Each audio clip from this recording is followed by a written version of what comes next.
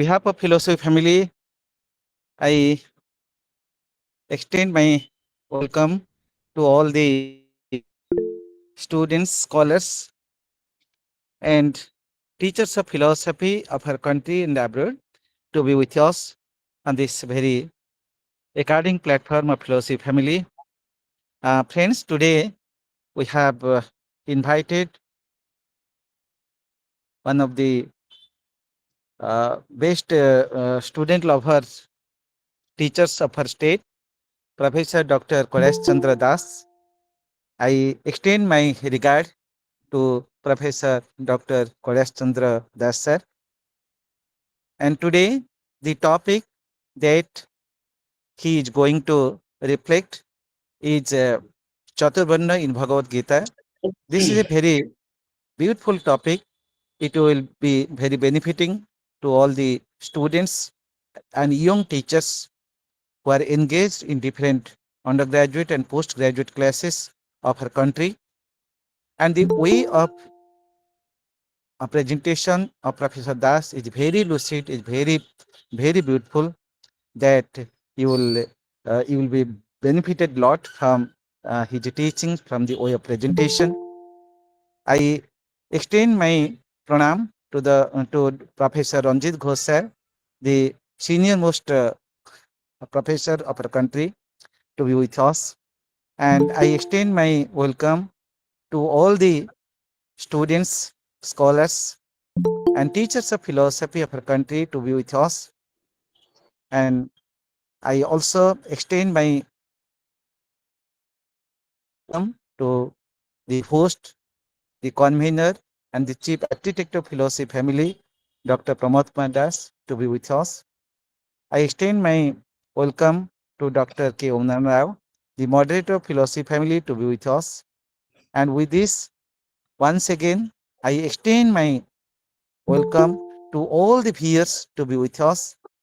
And today, you will be benefiting by the lucid lecture of Professor Kailash Chandra Das sir.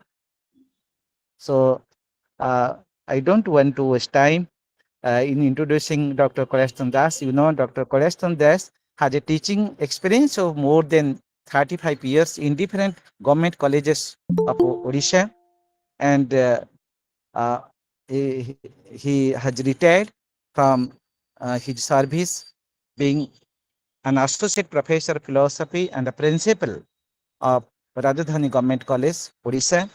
And after his retirement, he has been engaged in different academic activities of our state and the country, and he has close affinity with different philosophical forums of our country. And to his credit, he has a couple of books for the cause of for the academic cause of our students. He's a regular writer, regular speaker in different forums. And I extend my pranam to Kailash Chandra Das sir for his presence and uh, for his cooperation to philosophy family. I extend my pranam to him again, and I request him to commence his speech on the scheduled topic. Over to Kailash Das sir. Uh, Thank you, Kailash, and my revered seniors, Ranjit Babu, and many others, those who are lovers of wisdom here in this forum. At the outset, I must be thanking the trio, including those who are responsible for having this forum, providing this forum, this platform to number of scholars and students of the state in the name of philosophy to communicate, to have a dialogue, to have a conversation since last few years. And I'm really very much thankful to them to give me this opportunity to share some of my understandings of what I have gathered during last 1 year. When I was preparing for the Ratnakar Pati Memorial Lecture on Gita this year in the All Odisha Philosophy Association, I came across different interpretations of Gita. So I found it is quite more interesting, and more I read, I find that less and less. Actually, I was aware of my own acquaintance with Gita as a subject. Um, so here, my talk there was on Gita's ethics. But here, while preparing for that, I came across different criticisms of Gita in different writers. And I thought that the scope of that article will be very long. So I thought that a separate discussion can be done on those criticisms. As a student of philosophy, I was very curious and tried to treat Gita not emotionally, like a student of philosophy. I have tried. I don't know how far I was successful. So, before introducing Gita to you, I am not going to introduce the general introduction of Gita. All of you know Gita. Most of you are very much acquainted with Gita um, as a text, as a Prasthanatrayi, one of the Prasthanatrayis, and that it is containing 700 verses in 18 chapters. And what this conversation of Arjuna and Krishna in the battlefield of Kurukshetra. I'm not going to details of all that happened there, but I'm simply coming that there are so many interpretations of Gita you find. And I have divided, try to see Gita from two important perspectives.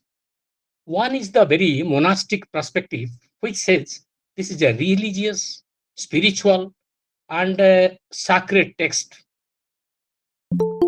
An interpretation where it has been taken as a sacred text of the Hindus, and this is spiritual text and a religious text. So one can take that way. But another interpretation of Gita is from the point of view of the philosopher, the scholar, and I consider it as a moral philosophy, uh, perhaps maybe the first ever moral philosophy told in a form of a poem. And my understanding is that the teaching of Gita, or the moral philosophy that is said in Gita in the form of a poem, as a song of God, there what we find is that Gita is really um, expressed in poem means it is expressed in form of literature. Because Gita is so vast and so many things are coming to mind at a time to me, so that I want like to refer to my whatever I have jotted down, than to speak extempore so that I may not digress. So here what I like to say is that one way of interpreting literature is that literature is a philosophy put into images and characters. Here, Gita is a moral philosophy, which is uh, putting an image, a particular situation, is a moral complex situation that is a battlefield, into different images and different characters, so that the dense Upanishadic philosophy can be taught even to a common man, and a moral philosophy can be communicated that way. So it is in the conversation form, in the dialogue form between Krishna and Arjuna, and that is why it has to be taken, I think, as well. So, as any piece of literature is not free from criticism, so also Gita, as a piece of a great literature, reflecting a great philosophy, moral philosophy, also should not be free from criticism. So, we find a lot of criticisms of Gita. Let me say what are the criticisms of it. I said you that it is a based on Upanishadic philosophy basically, and they have tried to make it more understandable to ordinary people, those who find difficulty in reading Upanishads. So, as we know, it has been a household name in India and also in many places abroad. Gita as a philosophical text and a work of literature is open to criticism and objections. The important criticisms are made on the ground that it justifies violence, war, and killing. These are the criticisms I came across while reading some critics of Gita. It is deterministic, as well as the criticism that I am going to answer or deal with today is the criticism that it defends and justifies the caste system, which is understood as or misunderstood as Chaturvarna in Hinduism. So I will confine here my discussion on the critical remarks on Varna Dharma in Gita. One of the most important critics of the Varna system in Gita is Baba Saheb Ambedkar, Dr. Bhimrao Ambedkar. He considers Gita as a text of a counter-revolution.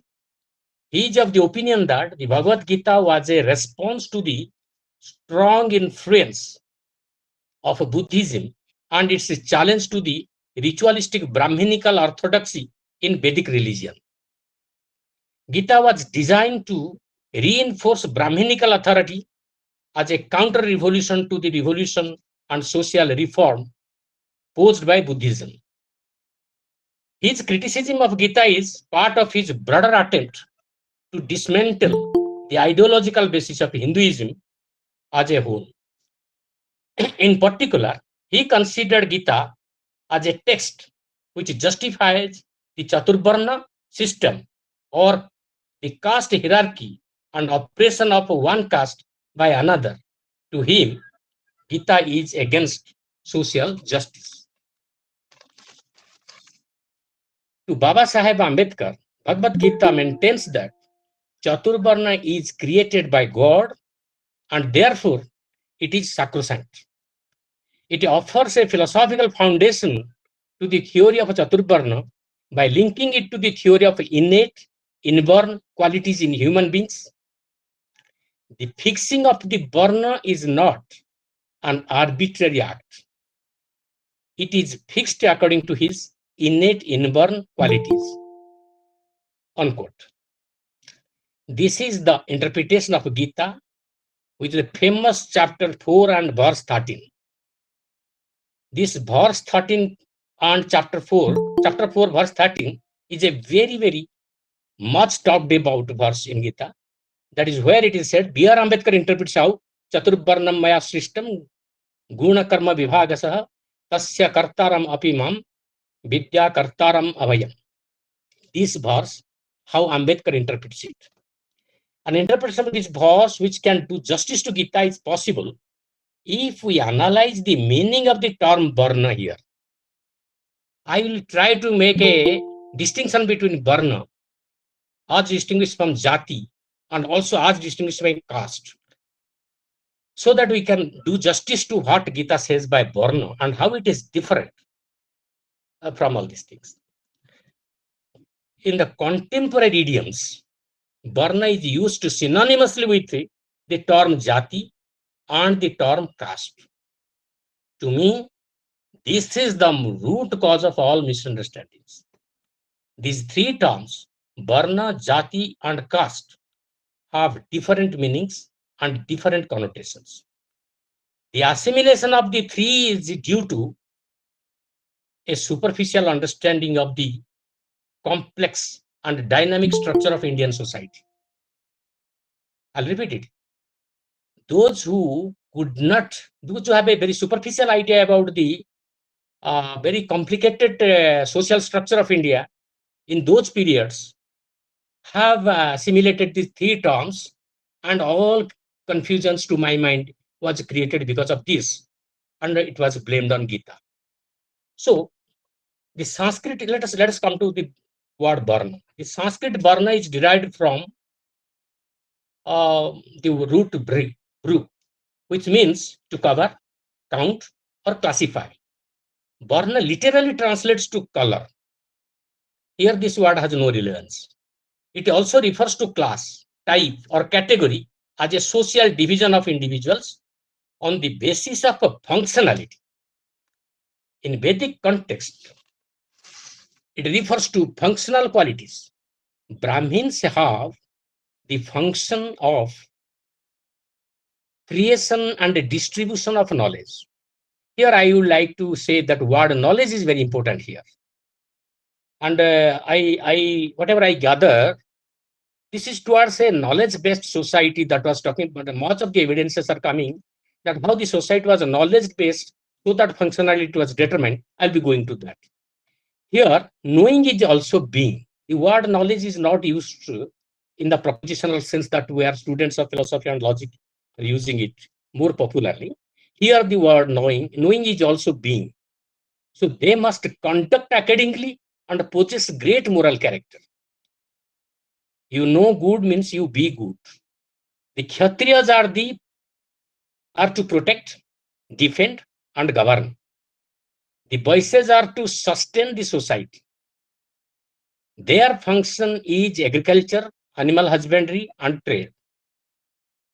The function of a Shudra is service, assistance, labor, etc. There is no mention of hierarchy, heredity. No, there may be hierarchy, but there is no question of heredity. It is only with regard to social rule. In Rig Veda, it is said, Aham Kumbhakaraha Pitaram Mama Sasuraha Chitra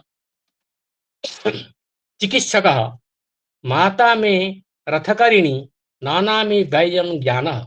That it means I am a potter, my father is a physician, my mother is a grinder of corn or a chariot maker. This I have quoted from Rig Veda. Varna is defined according to guna, that is qualities, and karma. Guna can be innate as well as acquired. Guna is not merely what is innate, which Ambedkar used to mean. These gunas are dispositions. Karma means action. Action are the conducts. That is your behavior. The gunas and dispositions, as dispositions, are reflected and expressed in his actions and conducts. This conduct, which manifests in his action, tells about his character. The gunas mainly reflect the level of knowledge and ignorance. They are Sattva, Raja, and Tamas. Tamas is darkness, which is a metaphor for ignorance. A person who is ignorant or does not know the Shastras is a Sudra. Laziness and dullness are the attributes of an ignorant person. Rajaguna refers to activity, movement, and passion. Sattva stands for knowledge and wisdom. So a man of knowledge is also a man of virtue. So a man of wisdom does not merely know what is right and wrong, but acts and behaves accordingly.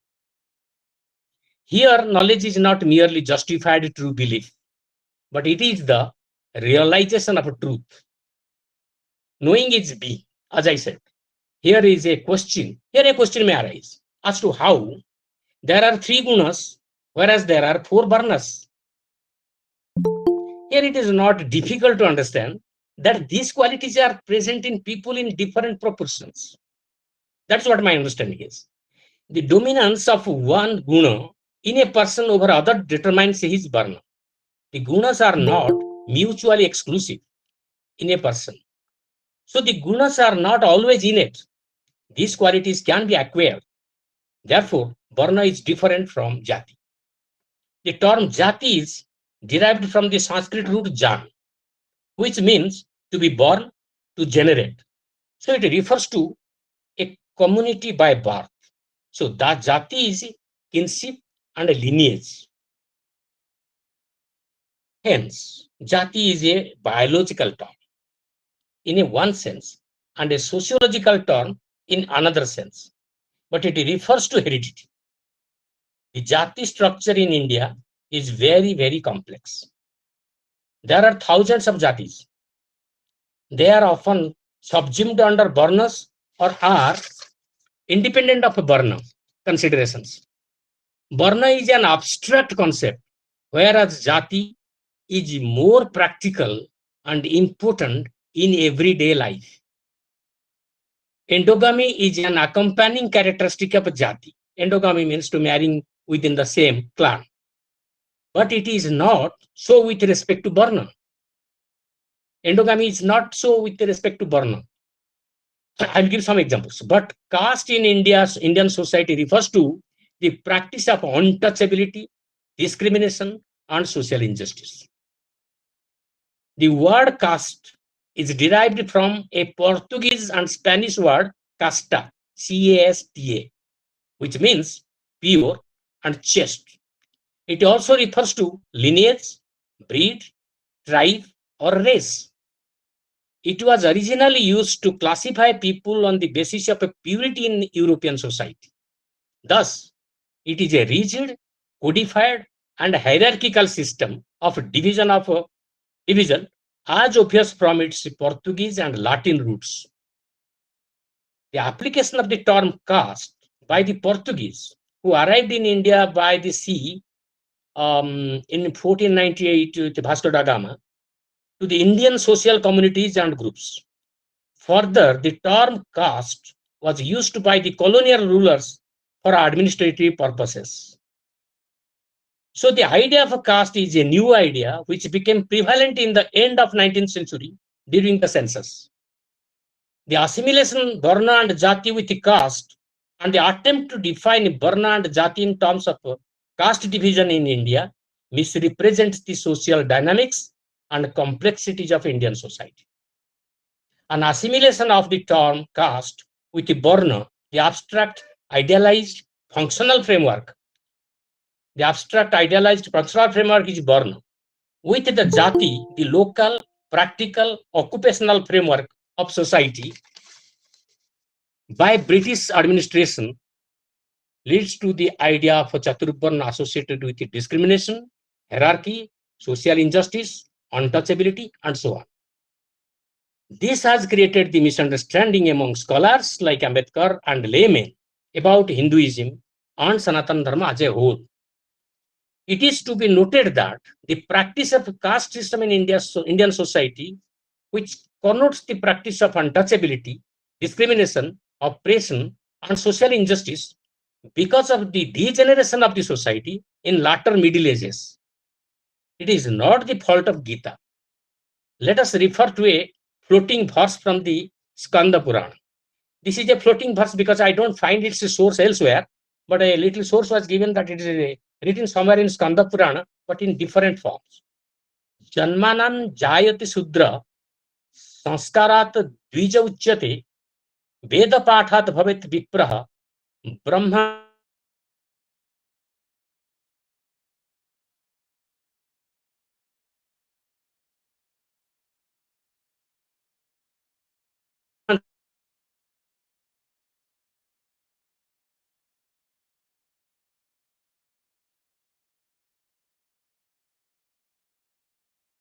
acquires knowledge, and who has the knowledge of Brahman, the absolute, that is the absolute truth you know, the highest reality is a Brahmin.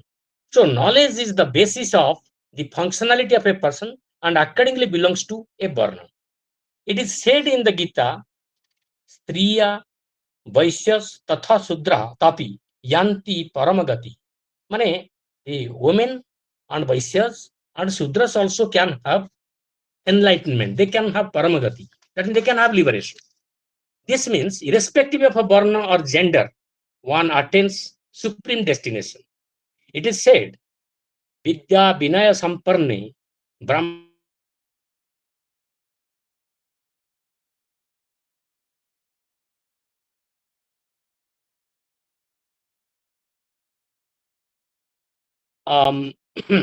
this is translated as the man of wisdom looks with equal eye on the Brahmana, endowed with knowledge and humility, on a cow, on an elephant, on a dog, and on the outcast who feeds on a dog.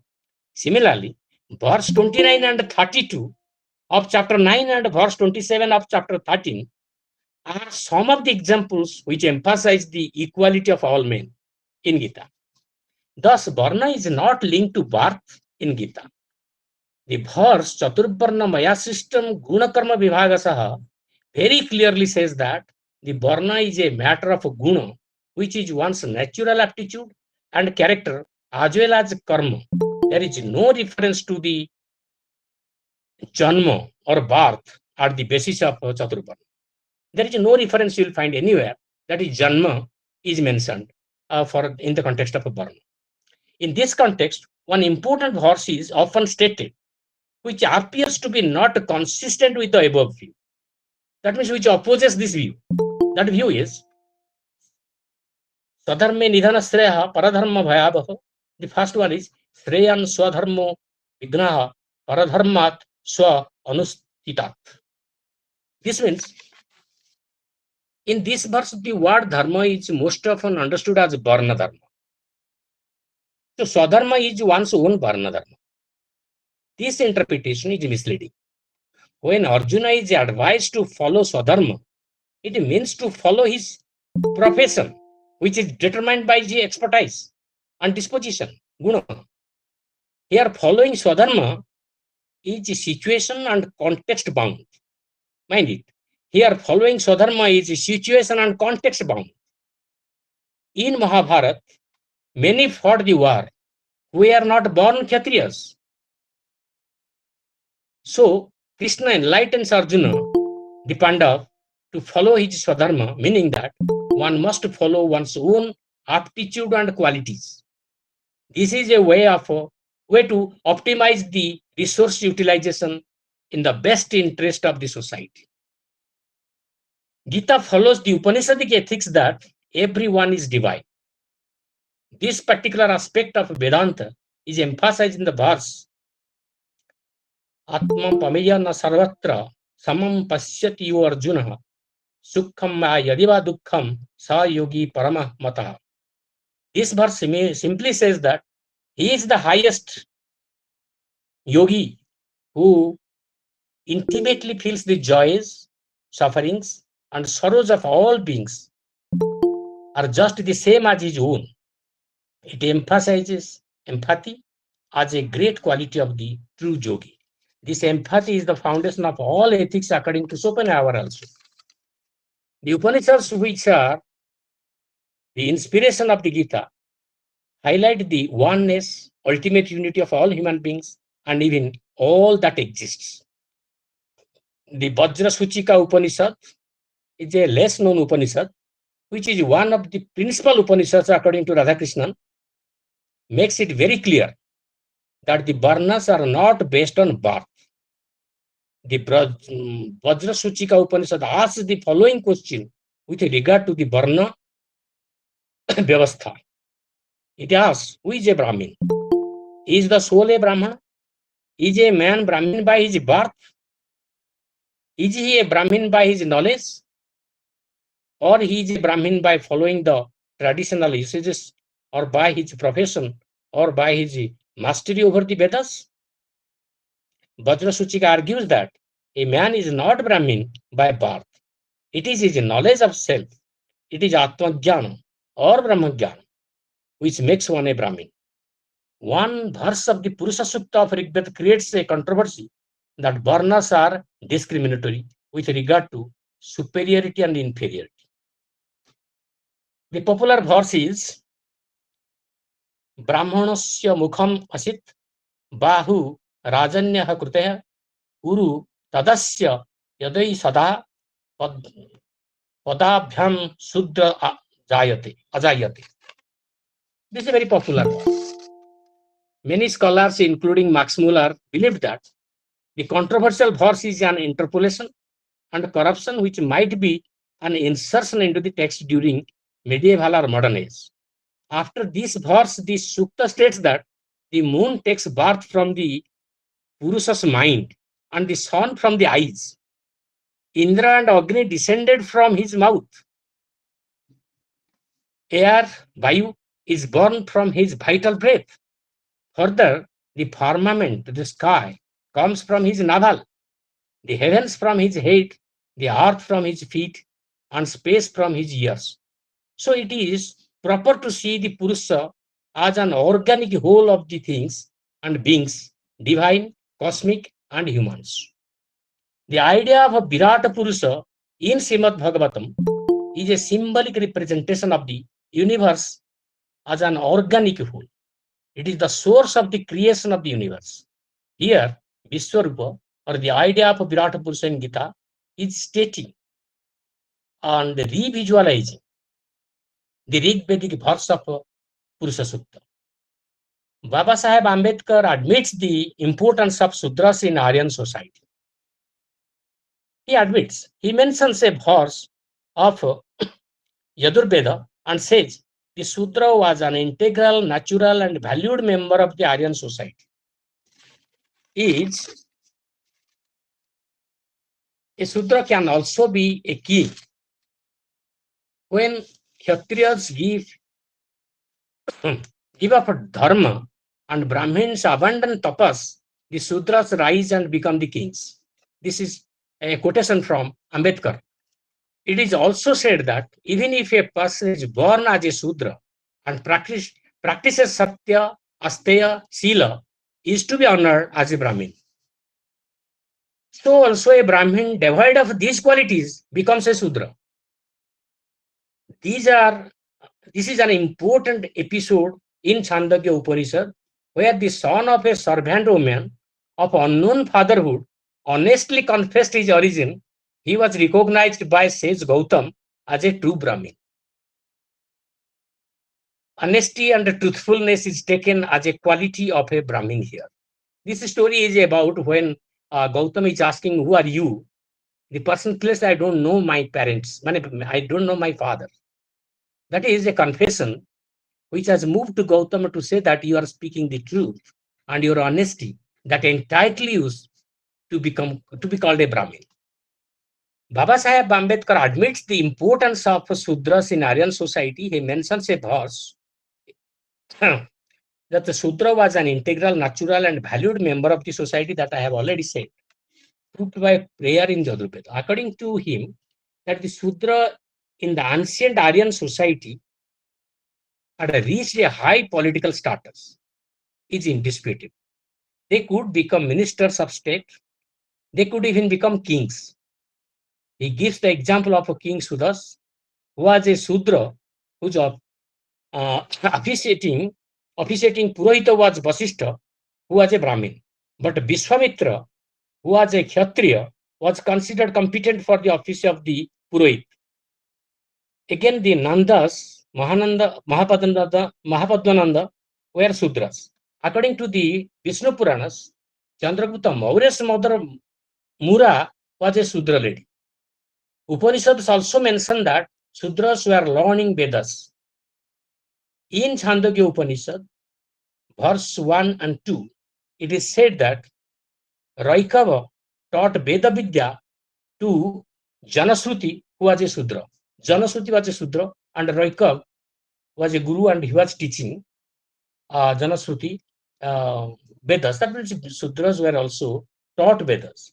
There are a number of instances in the Mahabharata where conduct, character, knowledge, and wisdom are given more importance than birth for someone to be a Brahmin. The story of Vishwamitra is well known. He was born a Kshatriya and by virtue of his tapas acquired knowledge and wisdom to become a Brahmin, become a Brahmarsi. He acquired Brahmanhood by virtue of his knowledge and virtue. Parshuram was son of a Brahman, Jamadagni, and practiced Kshatriya Dharma by acquiring the skills and expertise of a warrior. The story of Karna points out the fluidity among Varnas. Karna, though born from Sun god and Queen Kunti, was brought up as a Suta, and charioteer, became a Kshatriya when made a king. That means a Sudra can be made a king. Satyavati, who was a fisherwoman, became a queen mother of a Kuru dynasty by virtue of her marriage to King Shantanu, who is a Kshatriya. Vidura was born to a Sudra woman, but by virtue of his moral wisdom was honored as the wisest of counselors of the king's court. In Vanaparva, Yaksha question by what one is known as a Brahmin. Birth, learning or conduct? By learning or by conduct? The answer is na saucham napi itaha na srutam napi vidyaya. Yudhishthira says to Bhishma, na srutena na jatyava brahmana nama dhayat yasa saddha tam acharaha sa vai brahmana uchyate. It means not by birth or clan does one become a Brahmin. He is a Brahmin whose conduct is noble. So it is obvious from the Upanishads, which is a source of Gita, and the Mahabharata, of which Gita is a part, that Varna is different from Jati, and there was a fluidity among Varnas. That means there's a movement from one Varna to the other. Varna system was not rigid as it is found subsequently when the society was degenerated. So to blame Gita for the ugly and nasty discriminating jati system in Hinduism, Hindu society, is to deny justice to Gita. The example of Drona, Aswathama, Parshurama tells about Brahmins accepting Kshatriya dharma, but Krishna was himself. That is say also in one life one can play the all roles. That is very evident from Krishna's life. It is very attractive to know. But Krishna was himself an adherent of all varnas in his own life. Look, Krishna's life is itself is an expression of all varnas. He was raised in a Vaishya home with cowherds. That is an animal husband. He ruled over Dwaraka as a Kshatriya. He occupied the role of Arjuna's charioteer as a Shudra. And he taught the Gita as a Brahmin. So, it is not only that there was Varna fluidity was there and endogamy was there in Varna systems. So, looking at the degenerated society and anybody from outside interpreting systems, Indian systems, and the complex social structure of India, one cannot do injustice to Gita by saying that Gita has advocated Varna Vyavastha as a discriminatory, oppressive, and all that. So, to do justice to Gita, you have to understand these. We have to carefully distinguish all these and find out that from all the findings, it is evident that Gita is not advocating a Varna system which is maybe hierarchical because it was advocating for a knowledge-based society. So whoever has knowledge was more respectable in a society, and that's why a hierarchical system may be there. That is what can be concluded. But it was discriminatory, and it was oppressing, and it was referring to untouchability, and the ugly caste system that we see around ourselves is not because of Gita. Let us not blame Gita for this. Gita is very clear, and whatever is taught in Gita, and also whatever we have finding as from the sources from which Gita has come, we don't nothing reveals like this. So this is what my conclusion is. Thank you very much for listening to me. I now request you to please uh, comment. I will enrich my knowledge also, whatever little bit I find while writing, preparing this essay, different sources. Uh, One book I have referred very frequently is that Varna, Caste and Jati, a book by Rajiv Malahatra and Vijay Viswanathan. So, thank you. Thank you. Thank you, sir. Very nice presentation. Very points were very clear. I shall speak about that later. So now we shall go for discussion. So first I shall invite Professor Ranjit Ghosh sir, then Shivastavji. Ranjit sir, yes, your first response. Thank you, Dr. Das, Dr. Pramod Chandra Das, because our speaker is also a Dr. Das. And now the Professor Kailash Chandra Das has given a very elaborate exposition of this Varna system and especially criticism from the side of Ambedkar. Now, one thing, when we are discussing Gita's the verse, then when Krishna says that I have created these four varnas, but what is important is the next line, in my opinion, where he says that I am not affected by this. I am the non-doer. As the second line suggests, but Chaturvarna Mahasishtam Guna Karma Vibhagasa, and then the second line, in the second line he says that I am not attached to this sort of thing. That means they are actually, he is suggesting that in these burners, all these burners, they have to work for they have to perform their karmas in a way by which and they should not be attached to the results of the action. So there, from there, actually, we find the beginning of discussing the niskama karma. So in the Varna Vyavastha itself, it says this. Now, the thing is, Ambedkar's criticism of Krishna, it is a type of social engineering which Krishna never suggested that. Krishna says, Chaturvarna maya srushtam guna karma vivagasa. But that at that level, the problem doesn't exist. The problem exists when it comes to the thing of jati, that you are bringing the difference between Varna and jati. And jati, it is the who brought this thing, the concept of jati. It was brought by the Britishers. In the first census of India in the 1901, they brought this jati, and their intention was to rule the country, and they tried to divide India as much as possible. So you see, in the level of jati, there is no mobility.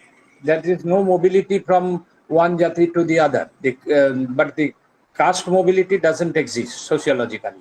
But in Varna, you find the mobility is there. That he guna karma vivagasa. He also suggests that one can, who you have also mentioned that if somebody acts like a Brahman, he becomes a Brahmin. So this is how we find a Sudra can also become a Brahmin, and you have very rightly mentioned about the life of Krishna, who has performed all the jatis in his year, and himself, and when he ruled Dwarka as a Jadav, and that Jadav comes from the Vaishya community. So he, as a Brahmin, as a warrior, he has done all these things. So what is important is here, you have also referred to it. The thing is, we have to emphasize on the gunas, the three gunas, and all these three gunas must exist in a person in its proper proportion. And if it is not present in the person in its proper proportion, then the social cohesion will not be maintained. So this is a type of, he is suggesting this, but this is also an appeal to the social, to the society to be on this type of Varna Vyavastha. So I'm not justifying it, because you see, Varna Vyavastha is already there. You have mentioned from the Vedic case, it is there in Manusmriti, it is in the Purusha Sukta, everywhere it is there.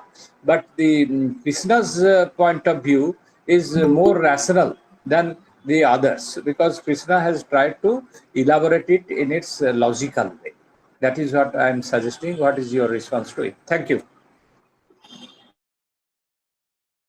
Sir, right. You have rightly said, and I think you have got the point. The whole problem is actually, I find, is that we had a very ugly jati pratha in our society. Okay. And these names were given to this, and Varna term was assimilated with jati and caste. And in that spectrum, we wanted to look at Varna Vyavastha also. So that is the whole misunderstanding. The first cause I found is this, that Varna has nothing to do with jati and caste. These are two different terms. Jati, there, because Indian society then, in a medieval period and pre-medieval period, as I gathered some texts, I found that it is very complex social structure. And jati was there. There are thousands and more than 1,000 jatis were there. And in that, the mobility was not very easy. And professionally, some people are there. Like if I told a Kumbhar family, their offsprings will also practice that. So they become a jati. Somewhere, it also so happened that they were subsumed under one Varna. But Varnas has nothing to do, as far Gita's teaching is concerned, and Vedic teaching is concerned, I don't think it is evident that this Varna category has nothing to do with Jati as such. Jati is a former creation. And you have rightly got the points that I really wanted to make. That is what my findings so far. And whatever the findings are, these are the conclusion coming out. So these are the findings from which we cannot blame Gita, actually. That's what my say, contention is. And thank you. Best of G. Let me first congratulate the learned speaker for his wonderful speech. And again, Professor Ghosh for interpreting it in a very nice way. I have only two things to say. That Ambedkar was ignorant about the Buddhism itself because Buddha has also narrated about the Varna Vyavastha. If you happen to see Vasala Sutta, he said in the same vein that na jaccha vasalo hoti, na jaccha hoti brahmano, kammuna vasalo hoti, kammuna hoti brahmano. It categorically, it is nothing but the repetition of the same thing. Chaturvarna maya sristam gunakarma vibhakshaha. And thereafter Gita says, Shamo damastapah shauchang chantir rajarvamevacha jnana vijnana mastityang brahmana karma swabhajam shaurya tejo dhritradakshang yuddhe chapya palayanam danamishwara bhavascha kshatriya karma swabhajam Krishi Goraksh Vanijang Vaishya Karma Swabjam Swese, and thereafter Parichayatmakam Karma Sudrashyapi Swabjam, and thereafter one line is very, very important. You have missed that. Swe Karmanya Bhirtah Sansiddhi Labhate Naraha. Everyone after doing his work very honestly, he can attain the liberation or the moksha and the highest state. One thing. And in the same vein, Buddha says, in Dhammapada, Brahmana Vaggo, because he has also given so many words, and the name of that, Vasal means Sudra. Vasal is interpreted there as a Sudra. Who is Sudra? He has given the ingredients of that. Kudino Upanahichu. But he is very angry. He is abused. His language is abusive. He does the menial work. He is Shudra. And what does he say about Brahmana? He says, Vari pokhara patteva yar garib sasapu yona limpati kamesu tamham brahmi brahmanam. So that person who is like a lotus, which is in the punk, which is in the mud, but it is not it is quite unaffected to that. And the leaf of the lotus, if you pour water on that, it will not stay there. In the same way, who is not attached to the karma is called Brahmana because he is the learned one.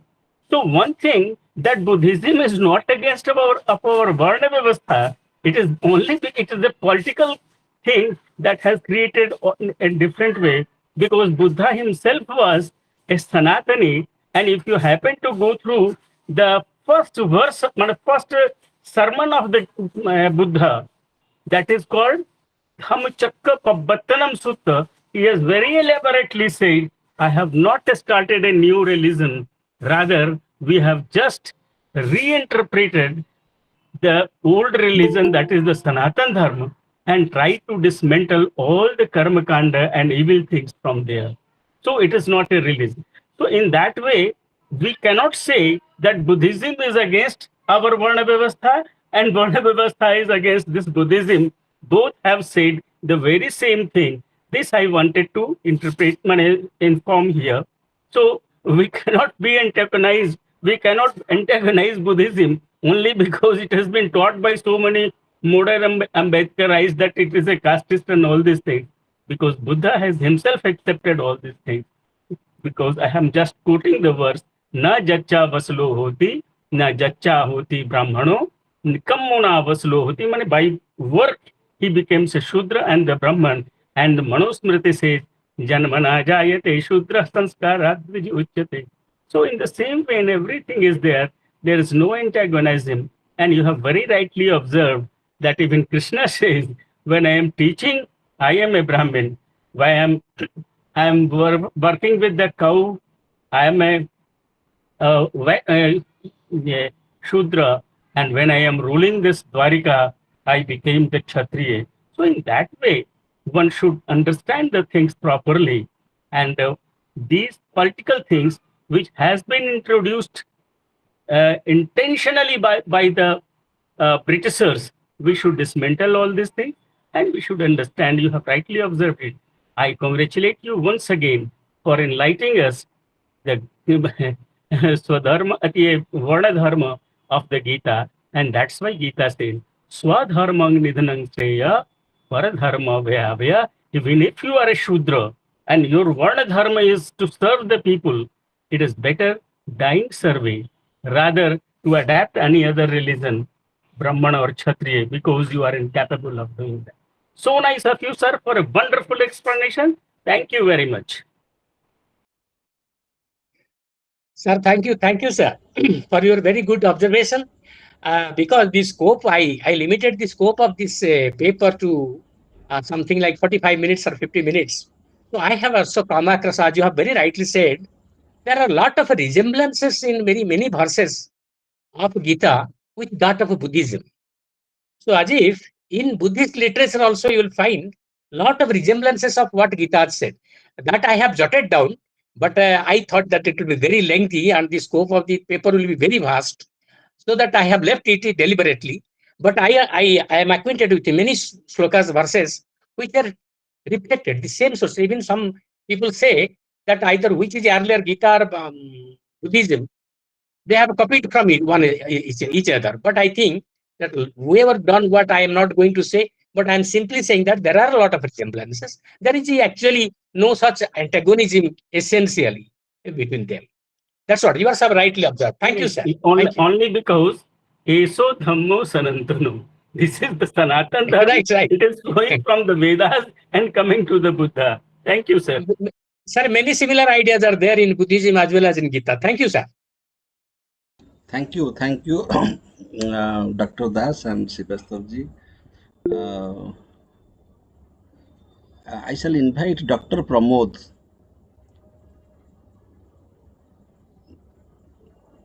Dr. Pramod ji.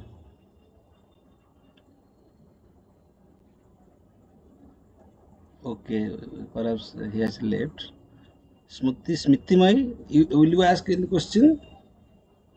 You have raised your hand.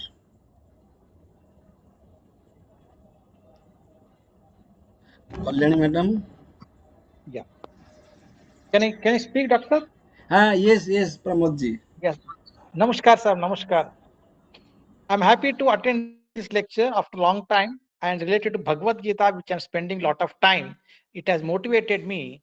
Dr. Kailash has nicely explained. Dr. Ranjit also nicely explained.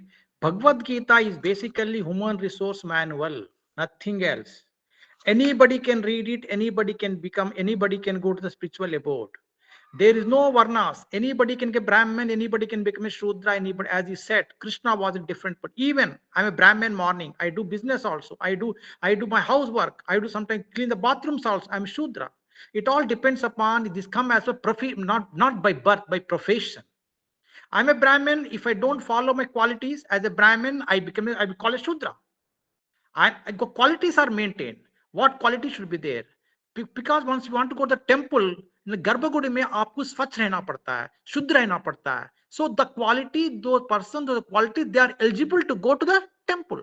Such people are eligible to go to the supreme abode. That's the reason. Gita is very clear. It all depends upon understanding, interpretation. Those who do not understand, they're interpreting different way, they are propagating a different angle to the society. It's very clear actually. Basically, in first chapter deals about the Kauravas Pandavas. Second se 18 chapter tak talks about only how to lead in life. What is the purpose of life? Why do you come down the earth? That's what talks about this one. Varnashram ka koi nahi hai, sir. Anybody can become. Anybody can become Brahman. Anybody can become. Anybody is eligible. Before the God, everybody is same. मंदिर में professor pin सभी बराबर है, सभी बराबर है वहां. It depends on how to treat them. It depends upon how to go to spirituality. That all depends upon that. Thank you, sir. This is my comments and nicely explained. And the good observation, you have done it, sir. Thank you very much. Kailash sir, it's okay. Oh, it's okay. Thank you, sir. Thank you. You also agree with his points, and you have also told Next, I shall invite One Basante. sentence I want to add in Yes, this yes. connection, that in this globalized world, we are using a term multitasking. So you see that Dr. Pramod has said that from the morning to the night, we are doing all the works of all the burners. So this type of multitasking is there, and probably it was not during that time. It was not there. So Krishna himself made an example by which he tried to express that one can become one and all at the same time, all the one. Thank you. Sir, that is in the context of that when we are saying that one single born people can go to other born also do that job. Means even a Kshatriya can be a Brahmagyani and be a Brahman. Not only that, also in one's own life, a single life also, you have all the roles to play. So both Yes. way it is there. That's what it said. That I have given the example of Krishna for that only. That in single his life also he has been in different phases, different roles he has played. So nothing is inferior, nothing is superior. So also that was also the fluidity of the professions was also relevant. Moving from one burner to the other burner was not difficult. That's what the point was. So also doing the all activities of all burners is also possible. That was demonstrated by Krishna in his own life. That is an example I have said. But so many examples can be there in Mahabharata and Gita also. Thank you, sir. In fact, if you see in some places, some people, the economic condition, Brahmins are working rickshaw pullers in Delhi and some other places. Can you describe them? It's the economic condition they are making this one. They are not Brahmins, they are Shudras, because by birth they are Brahmin, but they Yes, cannot be said Brahmin when they are opting another work. And yes, everyone has all the rules in his life.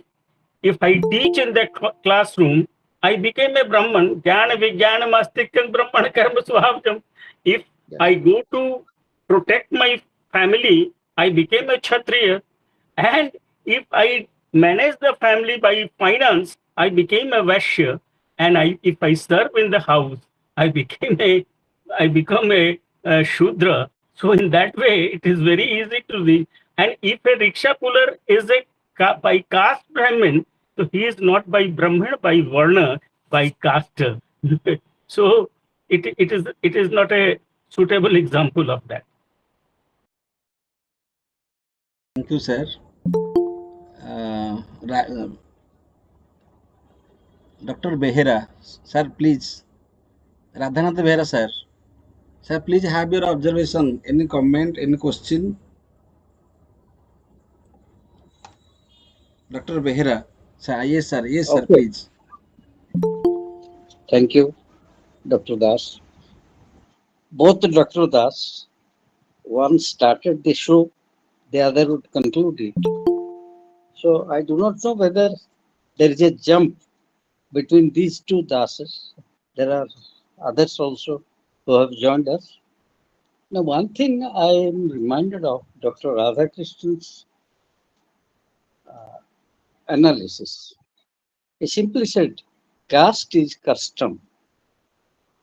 The day you become accustomed to a particular work, you belong to that caste.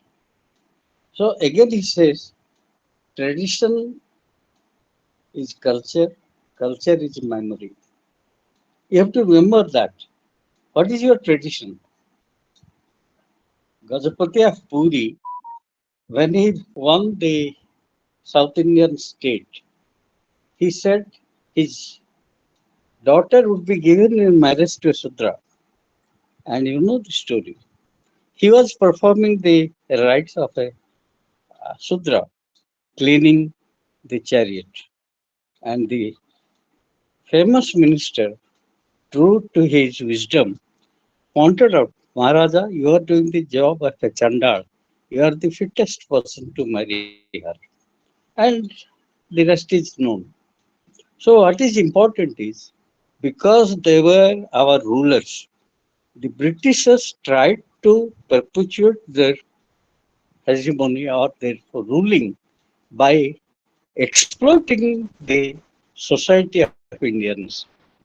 And they came across our weakness for this jati or duty, or we say division of four parts. And the most troublesome part was that of the Sudras, and the Brahmins were so superior because of their knowledge. Therefore, they would not entertain any other thing. And Kshatriyas, roughly speaking, were not only the guardians of society, they were also guardians of themselves. So that was just a sort of custom. And that has been there prior to British advent. And many people, because they were exploited, they were not treated at par with other castes. They had to jump to other religions. For example, if you can think of Islam during the Mughal period, many Shudras joined voluntarily, not necessarily at the point of a sword. The same thing was also found during Gautam Buddha's time. He said, "You come, I will give you enlightenment." So that way, many people turned to Gautam Buddha, and the result was immediate disintegration of the so-called Buddhism as a religion. So, taking people without examining their aptitude, taking them en masse without going deep into their affiliation, that becomes a sort of ruin for the entire society. Therefore, Brahmins, they preserved something. As long as they remained poor, they depended on the alms of a benevolent man, they were good. Kshatriyas, as long as they were the protectors of the territory, they were good.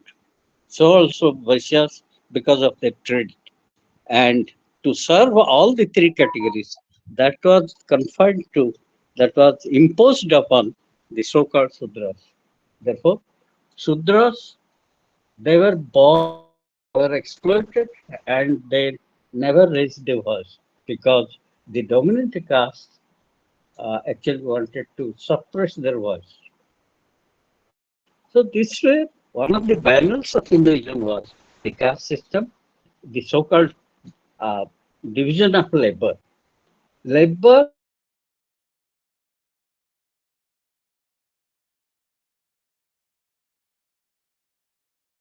to present basis, there is nothing called custom that you can become a sort of minister or a politician.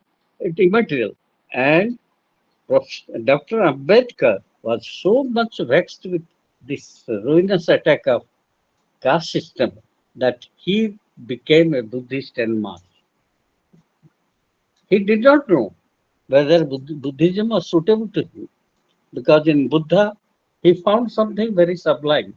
But then the moment they all jumped into Buddhism, they too found that there was some sort of discrimination among themselves.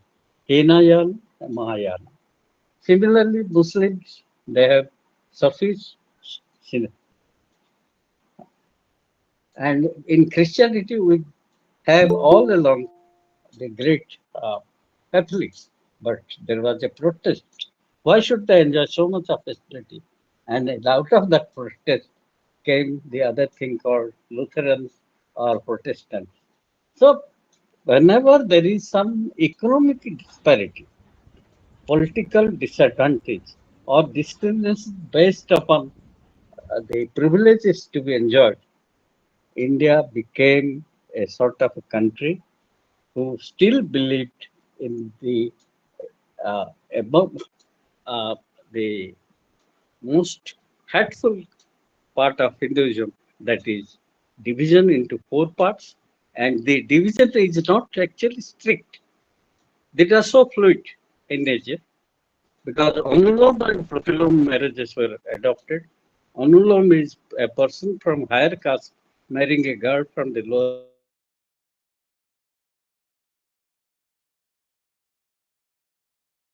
caste. From lower caste marrying a girl from upper one. So these things were adopted, but they were quite few in number. That was not affected by a large scale sort of conversion. And when the modern day constitutionality, fortunately or unfortunately, Dr. Ambedkar became the chairman of the Constituent Assembly. In every stage, he must have remembered the discrimination meted out to him during his school days.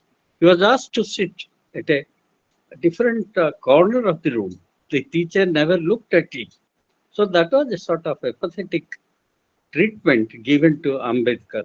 And the day he became the chairman, he must have gathered the sort of injustice from the teacher, from the society, and from the government itself. So, because he was a Mahat or a cobbler by profession, by jati, or by adoption, he was clearly not given due status. So, whatever the reason may be, in the present context, we can say by jumping to another class or clan or uh, jati, you do not change yourself because Brahmin remains a Brahmin, and whatever profession we enter into, we cannot become Brahmin just because there is a rigidity in that system. So that rigidity is affecting all of us. So let us only say, in the outlook of a modern man, that as Shakespeare said, if you scratch us, do we not bleed? Yes, everyone bleeds. In Negro dominated society in America, they have a slogan, Black Lives Matter. You cannot ignore them. We too coexist. Because of the color of skin, there can never be any discrimination. Our Okay, forefathers okay. might. Dr. Behera, Uh, it is understood, am I? sir. Yes, sir. I, Sir, it is I'm not understood, sir. trespassing. It's all right. Yes, I'm sir. closing. Thank you. Thank you, sir. Smriti Bhai Vasundia, will you speak something? Smriti Mai? Acha. Then I shall ask Rudra. Rudra, you ask one question. Yes, sir, I have one Hmm. question. Hmm. Namaste. Hmm. Sir, one thing I listened that Swadharma is situation based. Now, a problem that I face, what will be the relation between Swadharma and Swabhava? If the situation is totally opposed to his Swabhava, then what should he do?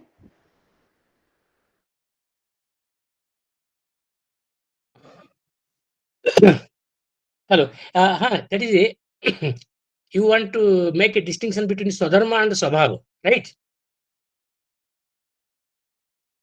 So actually, I talked about Swadharma in the context of when you are talking about Swadharma Nidhanasraya, in that context, I have said, I have understood that many people interpret as there is no caste fluidity because it restricts one that better to die in your own dharma, in your own varna.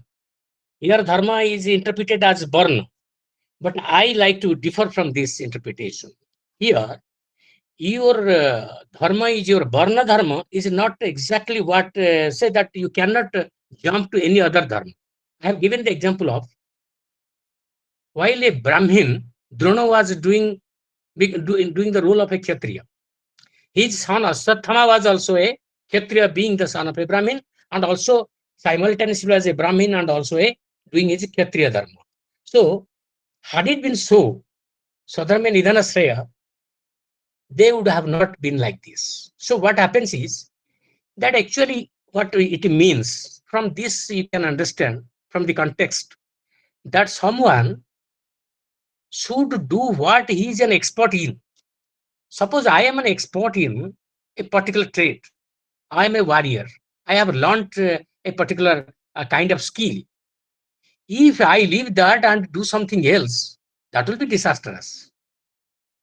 So, according to this is how it is organized.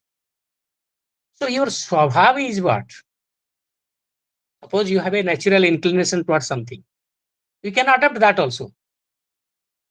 You have, suppose, an interest in something. For example, you are a Brahmin and you like to learn something about the trade of a warrior, the skill of a warrior. You are at liberty to do that. Though you are practicing one varna, but at the same time, you are also interested in another. I don't think there is a restriction. Your swabhava may lead to do like this. So that is why here Swadharma means only to follow your expertise, follow your food, where you are expert in, where you are a specialist in. And if you are a doctor, but you cannot go on saying something, a profession of any other thing that you can stick to. So you are expert in treating people, do that. A Brahmin, in this context, I will say that a Brahmin is actually, to my understanding, is in the department of creating knowledge and distributing knowledge. And he will have no possession of his own. The society will be sustained by the Vaisyas. They will provide everything for the society to sustain. So a Brahmin will definitely be having some aparigraha. He will have no belonging. He will live on an austere life, on the dana of somebody. So his part is that knowledge is also distributed free of cost. No fee was there for distributing knowledge. They were in the department of creating and distributing knowledge. Whoever can go to that, he is called a Brahmin. Whoever does this, and here knowledge is, as I said you, knowledge is not a propositional sense of that you are getting a lot of information. That knowledge is here, that knowing is being, your conduct and character, that all involves in one thing. That is knowledge. So, to my understanding, this is creation of knowledge, distribution of knowledge. That is precisely the department of Brahmins. And whoever does that is a Brahmin. So he has nothing to do with his janma. So I think you got it. Yes, sir. Dr. Das, you see Yes, one yes, thing sir. Yes, sir. that so far Varna Dharma is concerned, Varna, as we find in Gita, Gita's social engineering is very logical.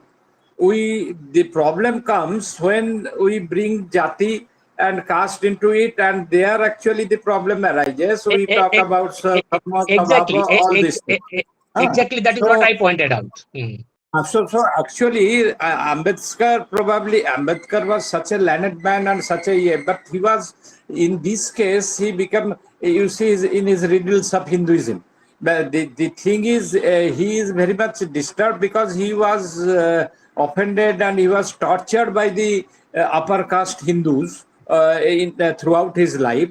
So therefore, probably he has brought this crusade against all the texts. Starting with Manusruti, and he was going to put it into the fire, and Gandhi asked him not to do it, and he then left doing this.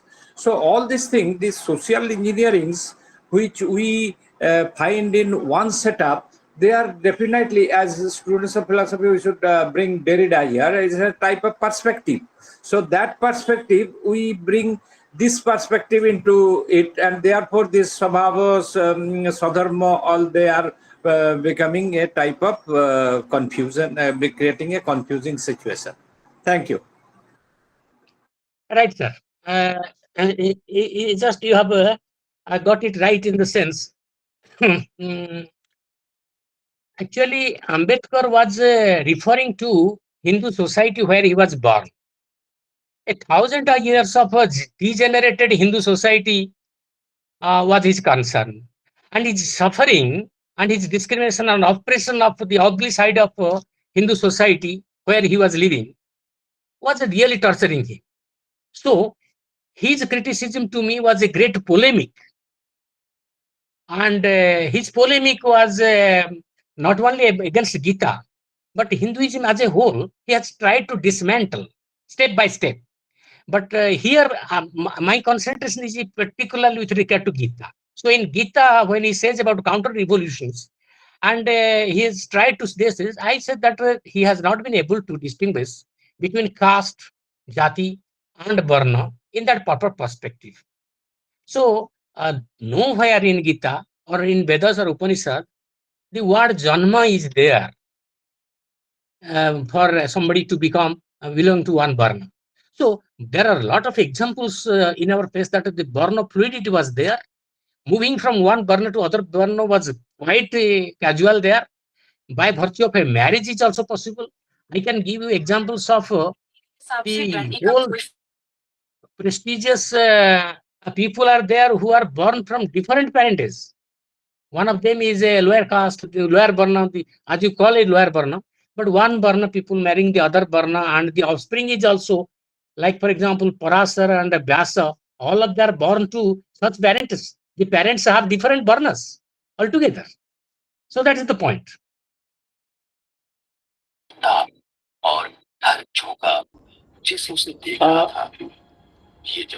Even Ambedkar was taught by a Brahmin, and his title Ambedkar is the title of a Brahmin. He was the son of Ramoji Sakpal. He was Bhimrao Sakpal, and later on he received the title from his teacher Ambedkar. He also married a Brahmin. I know. So all these things, it is only because of the reaction of the bitter experiences of the past he did like that. Second thing, that in Upanishads you will find that father is waiting 2 kilometers away from the Yajnashala, and son is a Purohit there in the Yajnashala. What will you say like that? So this flexibility is very ancient, and it is Sanatana.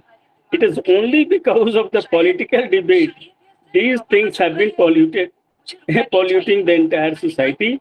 If you happen to see in a wider perspective, because Gita says, Sarvopanishadon gava, dogdha gopalanandana, parth vastu, vir bhokta, dugdhang Gita mitam dahat. And Krishna was a person who he did the philosophical counseling to the Arjuna. And the people normally says, in the battlefield, these things, how can be taught? So when he comes to the Arjuna and he said, Karpanya dosho nihat kahaya, prachhamitvam dharma sammodho cheta. So in order to bring him in the right track, he has narrated all these things with the developing knowledge. He has changed his thing, and finally he comes to say, Chaturvarna meya srishtam, and since you are a Kshatriya, tasmadutishthaya kaunteya, yuddhaya kritnishchaya. It is a philosophical counseling, and through philosophical counseling, we have learned so many things from the Gita. Okay. So I think we shall conclude here.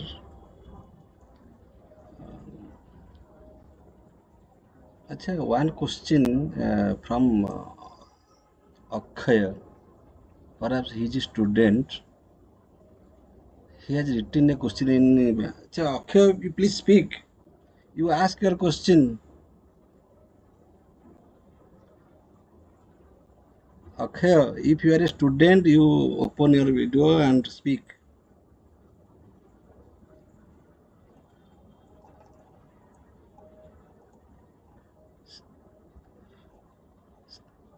Sir, I shall read his message.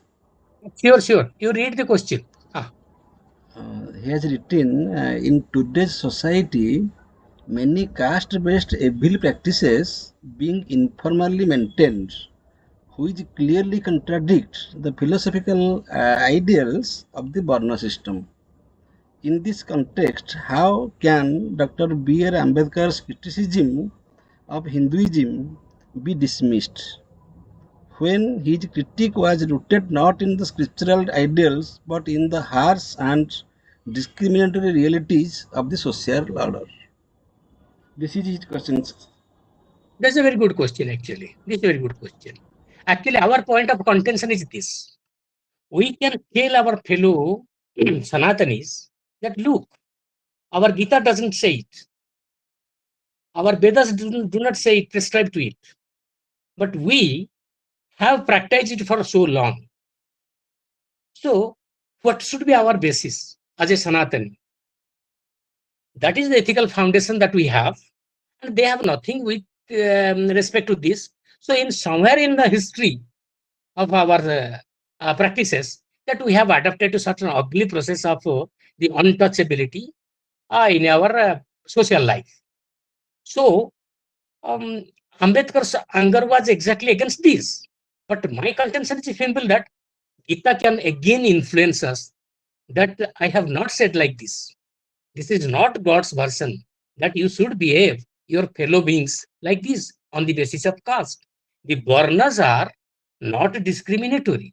They can be hierarchical. Hierarchical in the sense, today we also respect a person of knowledge, a knowledgeable person. So anybody can be a knowledgeable person by virtue of his tapas. Tapas means effort.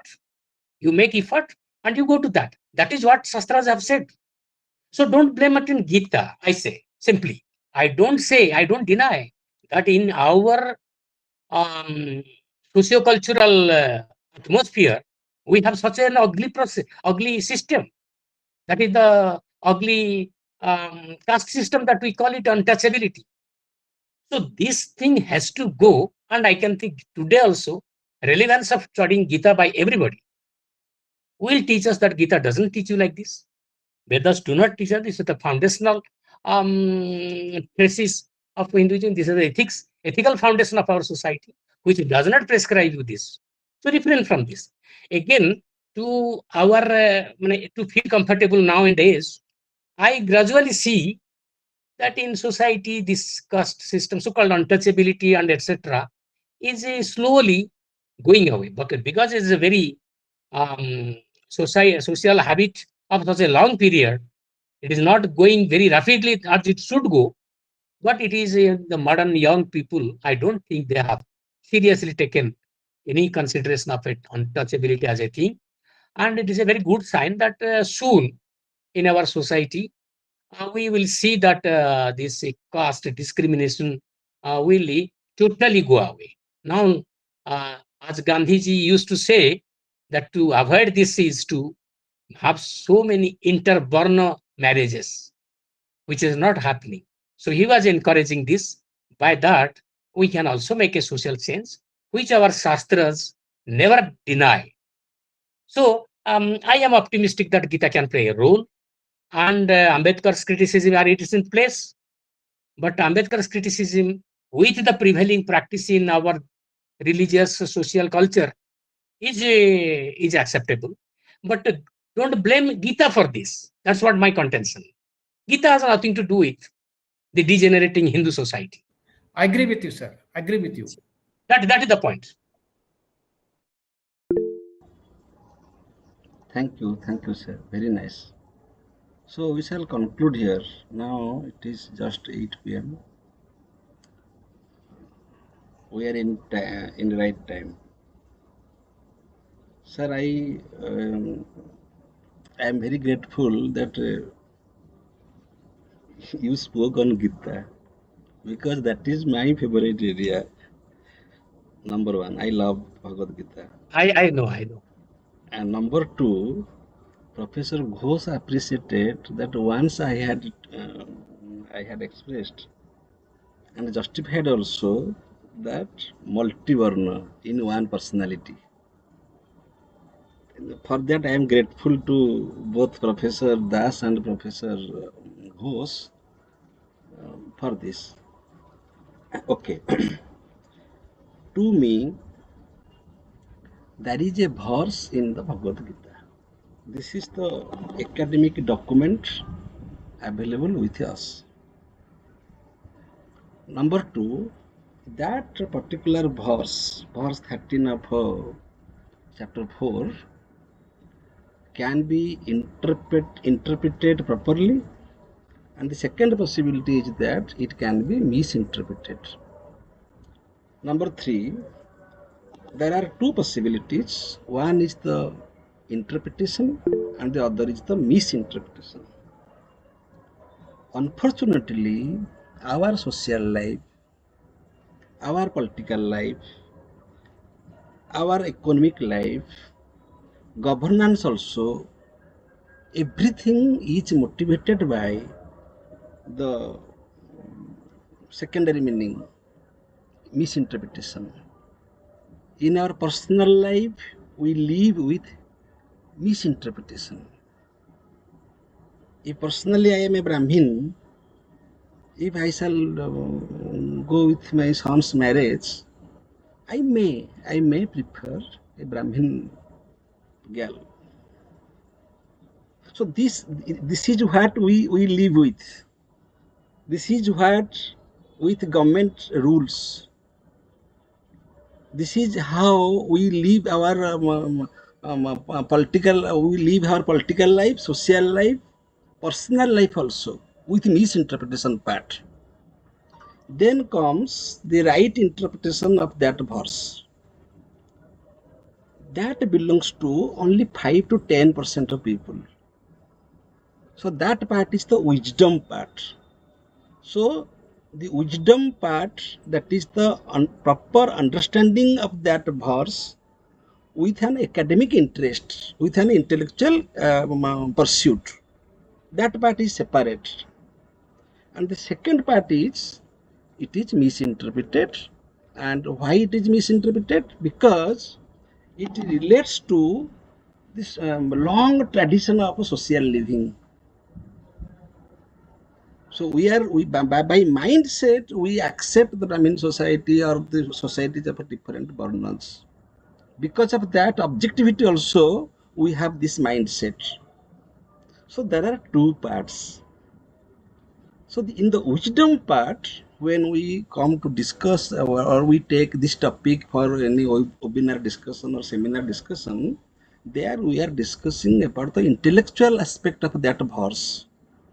The proper interpretation, word-to-word interpretation of that verse.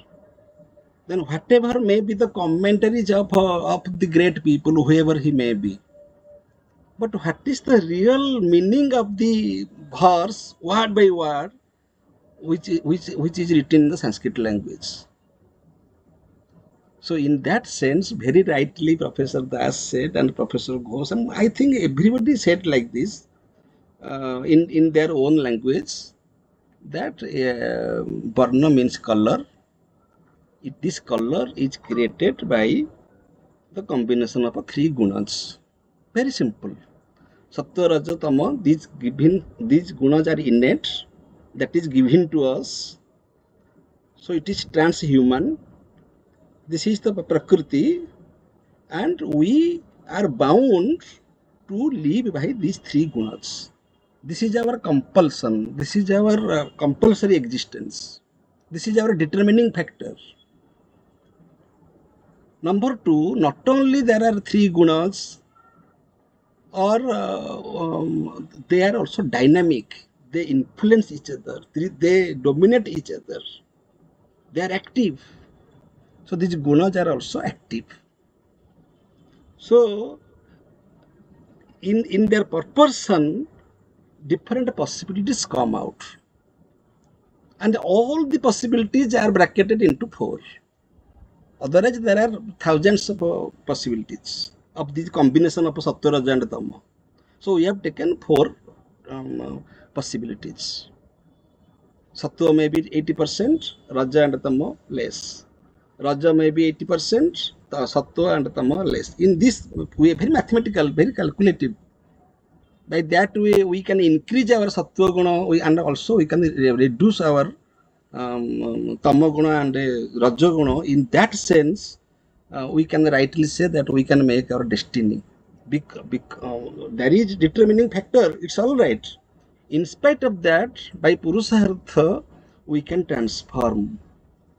So this possibility is there. So we live with the determining factor and also the possibility of being transformed. This possibility we have. So the combination of these three gunas that create different possibilities. All these possibilities are bracketed into four types: X, Y, Z, and L, Brahman, Vaishya, Sudra, Kshatriya. And they are also well defined and described, so I am not doing that. But my point is, if any one of this possibility is lacking in our personality, then that is simply abnormality. That is not the complete personality. That is not a normal personality. Simply, I am just taking 5 minutes because this is my fond area. Very simple. Suppose I am a Brahmin, but from my behavior, you will be surprised that I am behaving like a Chandala. Myself, I don't blame anybody. You know my name. You all love me, and this may be my Brahmin quality. When now I am discussing something, but you will find the another quality, the opposite quality in me. Should you say that I am a Brahmin? If you say that I am a Brahmin, then you belong to that misinterpretation. That Varnas are by birth. Varnas are by birth. You belong to that category. And 90% people belong to this misinterpretation category. Only 10%, maybe 10% may be a very big number. If 10% is there, then it is a very good sign. As Dr. Das said, one day Gita will bring total transformation. I say the 10% is also a very good position. If only 10% understand the real meaning of that verse, that means interpretation, that there is Prakriti we have to accept beyond all academic discussion. There is Purusha we have to accept. We have to go with these presuppositions. Satya, Raja, Tama, the three gunas are there with whom we have to live. There is no exception. There is no excuse. That is our condition of existence. But we have the quality, by that is the purpose of education. We are getting educated day by day only to change that proportion. So in that way, a the so-called Sudra will become a so-called Brahmin, and that means a person with a particular disposition will transform to another person of a different composition. Example is Arjuna. What Arjuna was in the Vishad Yoga, we did not find that Arjuna in the last chapter, Mukhya Sannyas Yoga. Arjuna has been transformed. The confused Arjuna has become the enlightened Arjuna. So we have to, in hierarchical way, we have to transform, and in the width, in the inclusiveness, we should have these four possibilities with us. I should be brave, that means I am a Kshatriya. I should be submissive, that means I have a Sudra quality. I shall be intellectual, that means I have a Brahmin quality. Similarly, Vaishya means intelligent. Those who are intelligent, and man should be intelligent also. Man should not be a fool. So we all have these four qualities. That is inbuilt.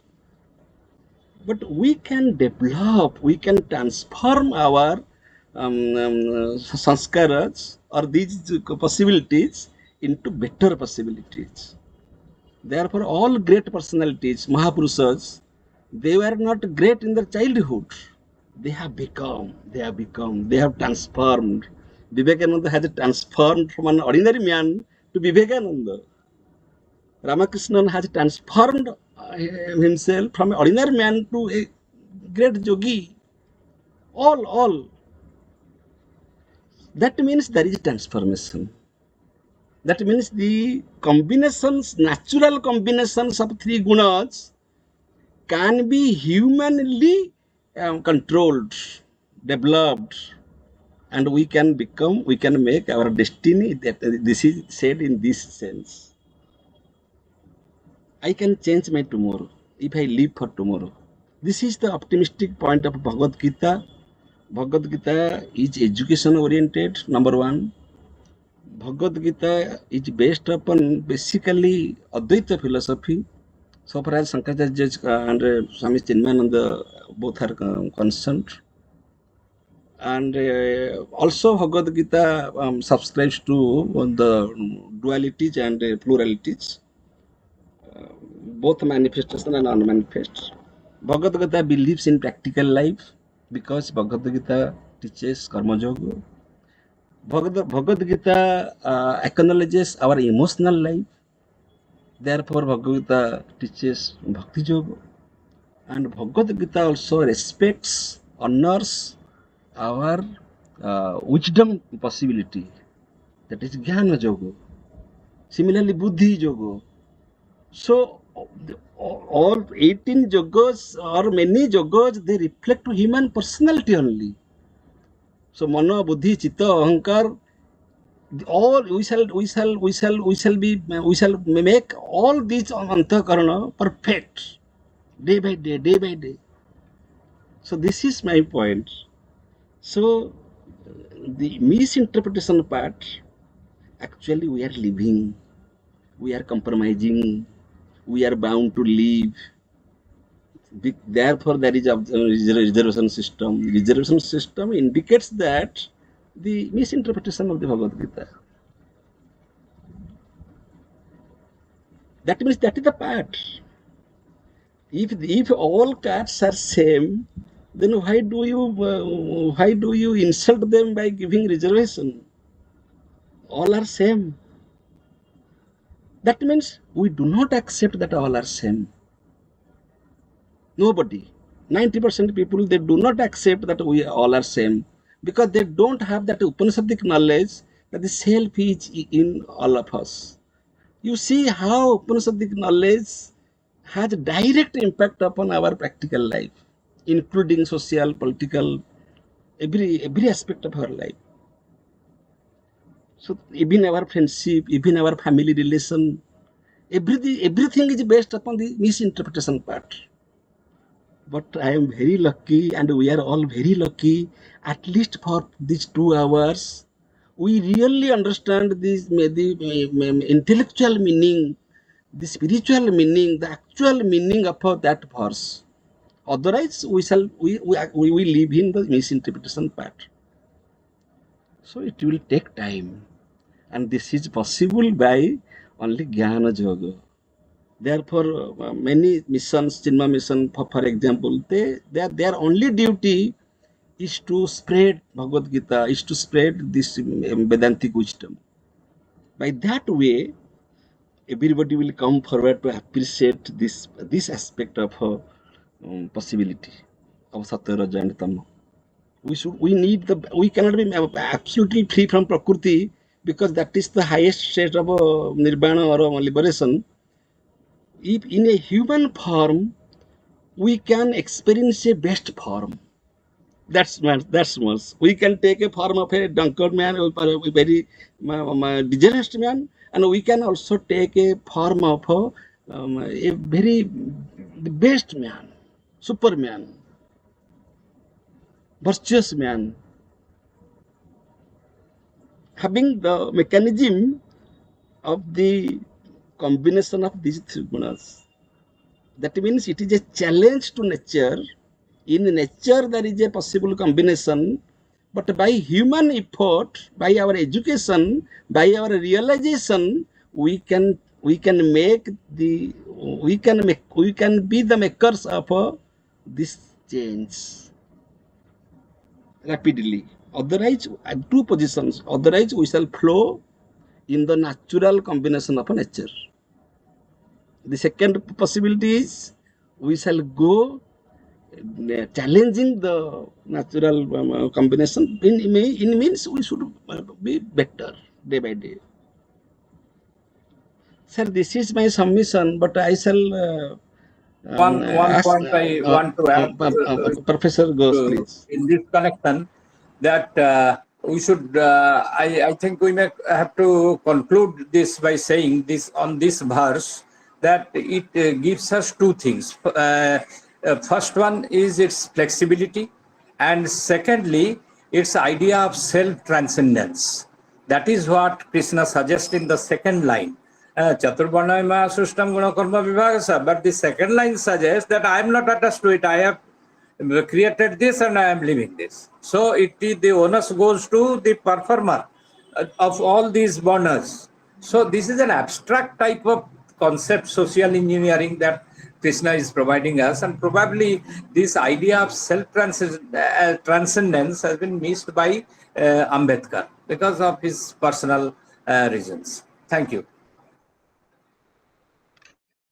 Sir, this is with respect to the criticism for determinism leveled against Gita. So freedom is there. That is what is there. That's another issue. I am not dealt with that. But that's another issue. Determinism is there or freedom is given there. So your point is leading to that, that it is not deterministic. I have done everything. That doesn't mean that you are living in a deterministic world and you have your freedom also. So that way you can go. But with regard to, I can say one thing, which is very, very overwhelming about Gita. Look, for example, when we have two kinds of interpretations, Pramod Baba said misinterpretation and right interpretation. I'm not saying that. I am saying that there are taken at Gita is taken as a religious text by some. That is, you can say them that the monastic schools. That is a religious text. And here, philosophers and scholars, they have taken Gita as a piece of great literature where a profound ethics is being taught in the form of a poem. And here in this part and that part, maybe there is not mutually exclusive altogether. We can distinguish, but it is not easy to separate them. They are not separate. They are not separables, but they are distinguishable if we take a word from Berlinge. So what happens is, one thing has strikingly remarkable about it, though it is considered by some or monastic schools as a religious text, you will not find the sharpest of the critics of Gita or criticisms of Gita is ever considered by any of them as a blasphemy. You will never see that. Even the sharpest of the critics, I have just gone through one communist critic of Gita, Professor Philosophy, Professor Zizek. Zizek has said very badly about Gita. He said that it is one of the obnoxious sacred texts. His point is that one, Henry Himmler, a Nazi, right hand of Hitler, was doing all genocides and holocausts, having a Gita in his pocket, and he was inspired by Gita. My contention is that somewhere a Nazi is doing something. In Pramod Babu's language, he has thoroughly misinterpreted Gita, and no follower of Gita has ever propagated violence. Though he found a clue that it justifies violence, it justifies killings. So a Nazi is justified by killing Jews. So Himmler's story he has pointed out. But I find nobody has taken it as a blasphemy of Hinduism, of Gita.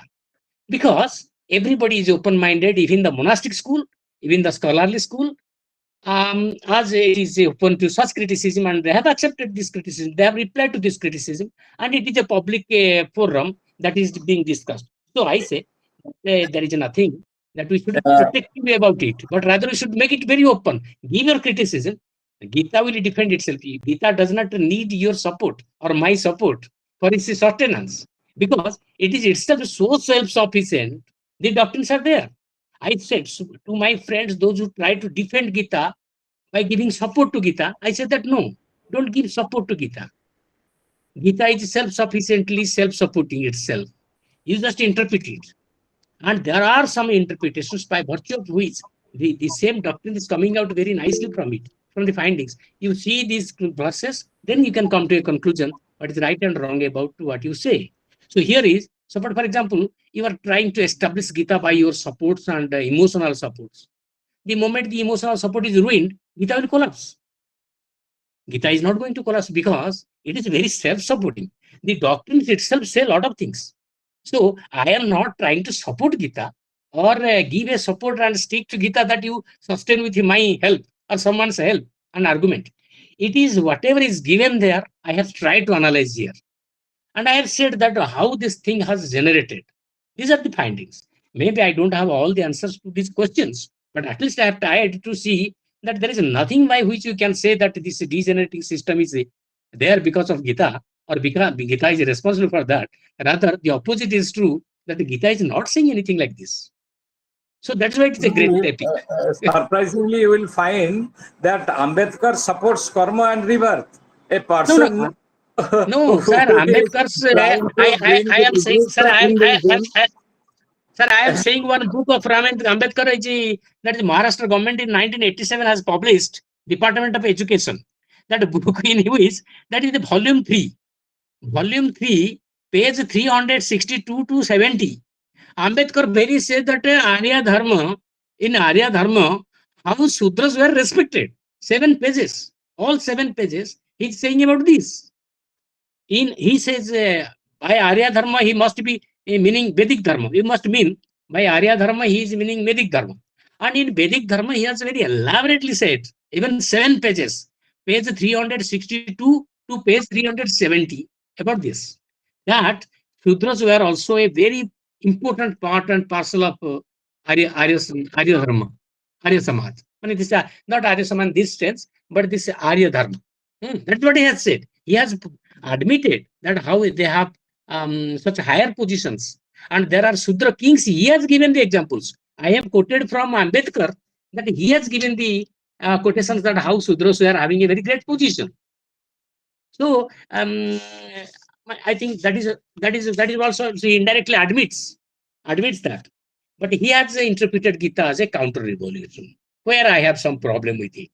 That actually it is not a counter revolution. Many resemblances are there, as Professor Srivastava said, in Gita and also in Buddhism. Many ethical doctrines are almost similar in many aspects. That can be they're compatible with each other, not a contradiction with each other. That's what my observation so far is this. I will also open my mind for further sources to either react to some other sources. I will Sir. again find my own sources. Thank you. Sir, what is, hello, sir, what is your view on my view? You are, because you are very much versed with Gita, as I heard several talks of yours, you have very rightly observed Gita's misinterpretation and interpretation concept. I agree with it. That there is a lot of misinterpretations of Gita which creates such a social problem. You are right in that aspect. But with regard to when you are saying about the gunas, 3 gunas, I have avoided the Sankhya, Purusha and Prakriti because I think that if you put them, that will be more confusing because the metaphysical foundations here may not affect our social philosophical problems. So to mingle with metaphysical issues with the social problems, I find a bit difficulty in accepting. But I mean to say that you are also saying the same thing. That is, the 3 gunas are in everyone. That is what you said. So you are right, I think. That I agree with you. That's what I have said. Sir, The 3 gunas in proportion that is there. If these 3 gunas are there in everybody, so the 4 varnas, or I am telling thousands of varnas created by these 3 gunas are also available in every person. This is the logically right. Okay. So that means I am a Brahman in a particular mood of mind. I am a Kshatriya. I am the same person, but I am doing my role, social role, with different moods If the mood will be missing, then my character will be missing. I cannot do that. So in a particular moment, I am exercising the mood of a Brahmin quality or more sattvic quality, and at that time I behave like a Brahmin. Suppose I am angry, it is not that I am not a Rishi. I am a simple person. I am getting angry. At that moment, I am not that personality. And sometimes we also need to be angry, that is for our protection. So at that time, we shall behave like a Kshatriya. Otherwise, nobody will obey the principle. Nobody will obey the. The So, predominance of the gunas, the predominance of one guna over the other is saying about one truth. That is, everybody is not, nobody is perfect, right? yes, Right, exactly. So yes, yes. it is a truth that Uh, nobody is perfect. So the yes. predominance of one guna, that is sattva, Uh, makes you a Brahmin.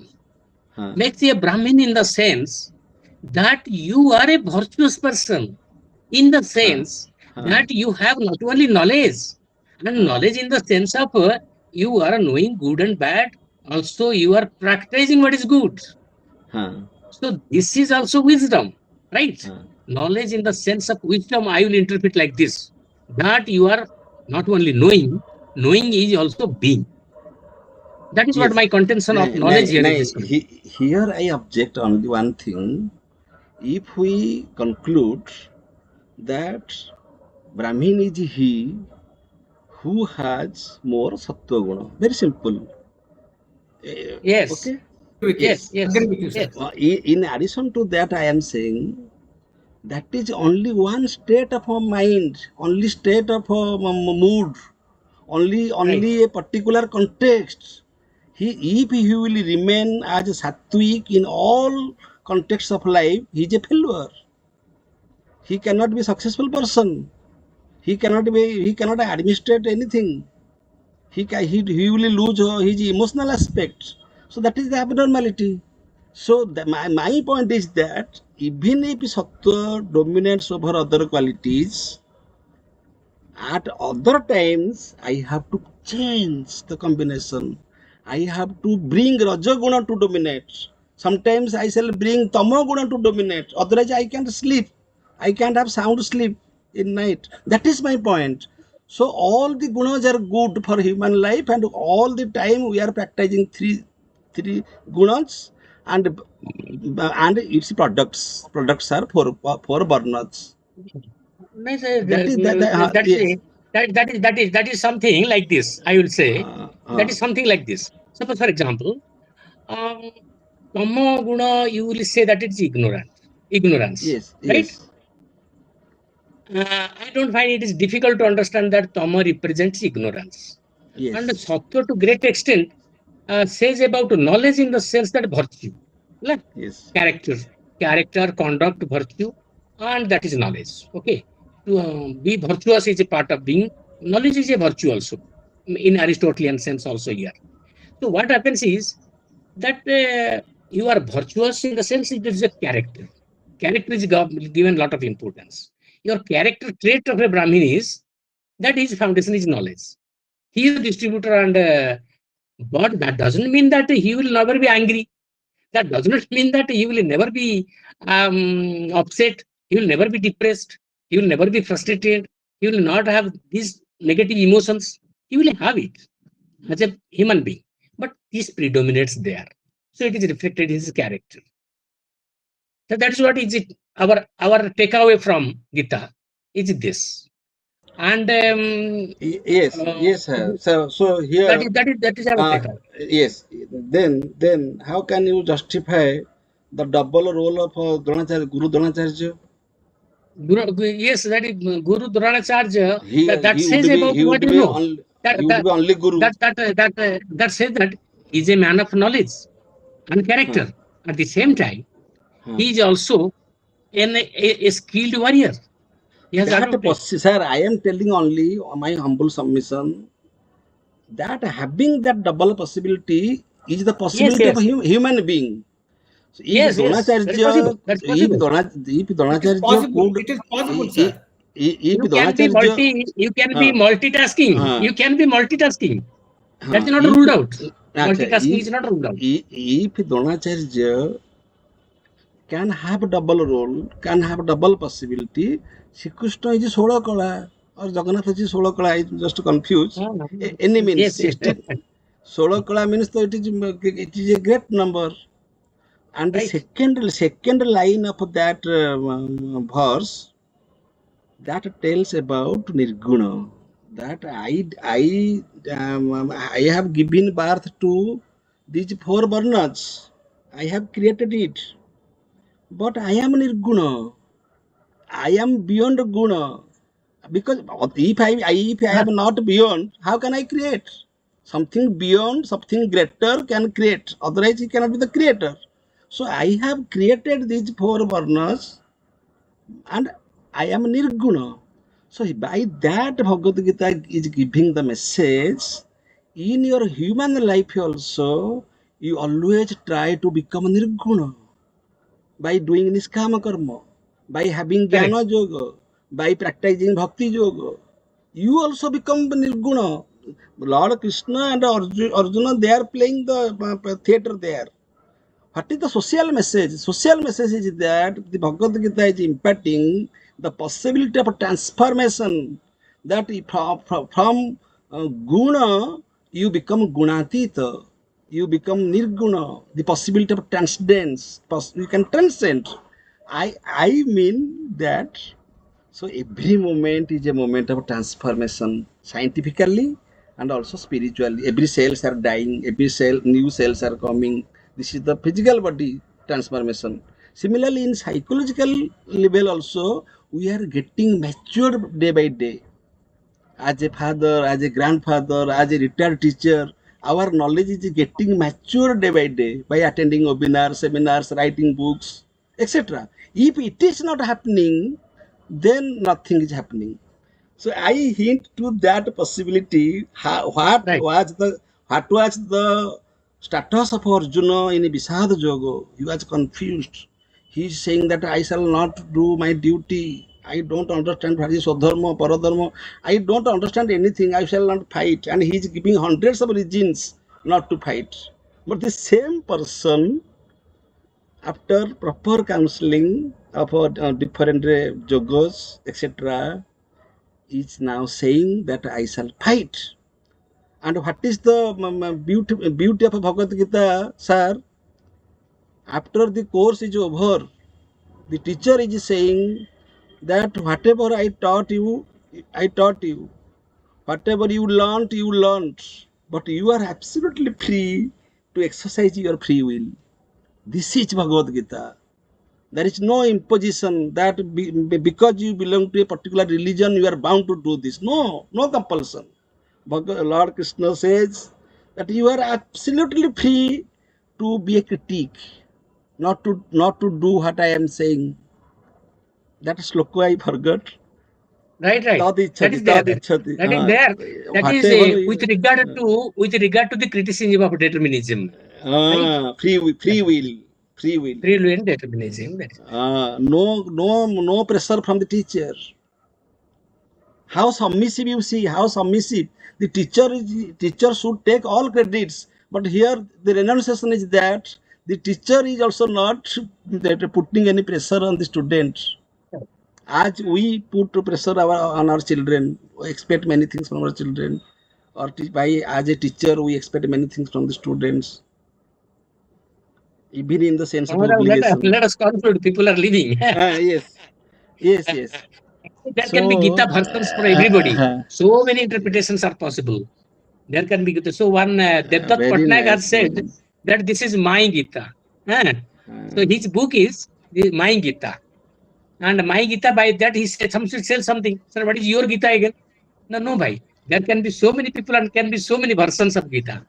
So everybody, Gita has a scope for everybody to interpret. Sir, And everybody there has can be. followed. Everybody has Yes, followed sir. the main Gita. And Yes.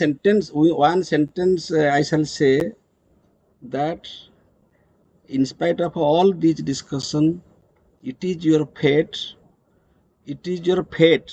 destiny whether you belong to the group of misinterpretation or interpretation. This is my submission. That is by In, effort we can say this. yeah, in personal life, nobody will see that. There is no need of any certificate. I mean that. But Bhagavad Gita speaks about the real transformation. If you practice, you will become. Knowing is becoming, as you said in the past. Knowing you know means you become. This possibility is there in the Bhagavad Gita. Thank you, sir. Thank you. I am really grateful to all of you because today Thank we you.